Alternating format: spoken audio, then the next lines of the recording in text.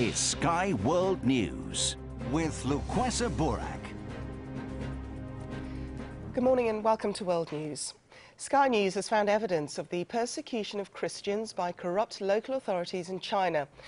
The country's poor record on religious tolerance has been showing signs of improvement in recent years, but we discovered that there's still sometimes violent suppression of the faithful and unlawful arrests by the government. Well, our Asia correspondent, Mark Stone, travelled to the town of Nanluo in the Henan province to visit one Christian community. Its priest and 23 of his worshippers haven't been seen for a month. Careful. 1 a.m. in a small town in central China. We're here to meet a woman and her baby daughter on the run. This is the only hour she's willing to take the risk and talk.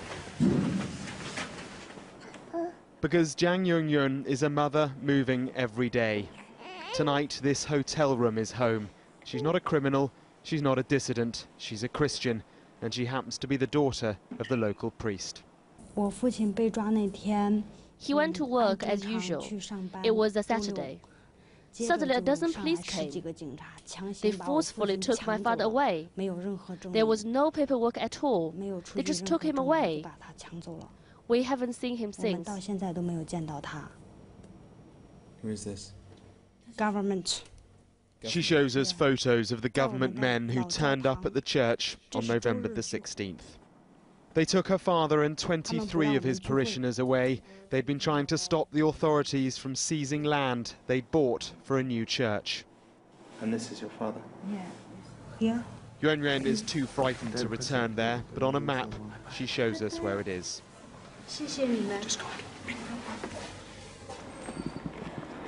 We arrive at Nanluo County Church early the following morning. Oh, there's a door down here. It's run down and appears deserted too. Ni hao. Well, this is it. This is the church that Zhang Xiaojie and 23, we think, of his parishioners have been unable to worship in since mid-November. Within a few minutes, quietly, those who aren't locked up begin to arrive.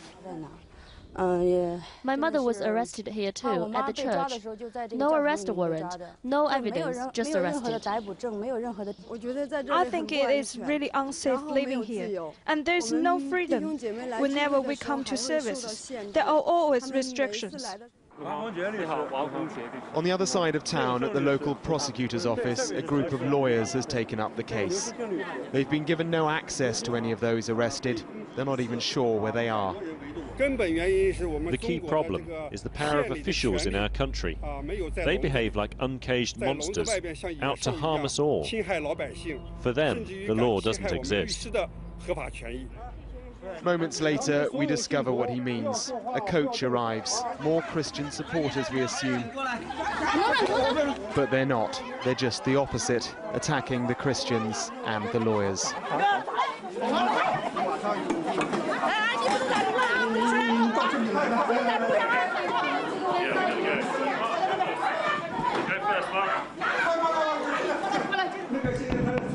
Why are they reacting like this? Why are these women reacting like this? They are paid and backed by the local government. They come and go as required. All this is organised behind the scenes by the government. For 4 hours, the renter mob continue this determined intolerance of religion incited by a corrupt local government. Eventually, those same authorities escort us out of the building and out of the town. Yeah, I miss him very much. It's a month to the day since Zhang Yungyun saw her father. But do you think he'll be home for Christmas? I don't think so. She and her daughter remain in hiding and frightened. Mark Stone, Sky News, in Henan Province, central China. Well, our latest news coming in from China is that 14 people have been shot dead by police in China's restive far western region of Xinjiang.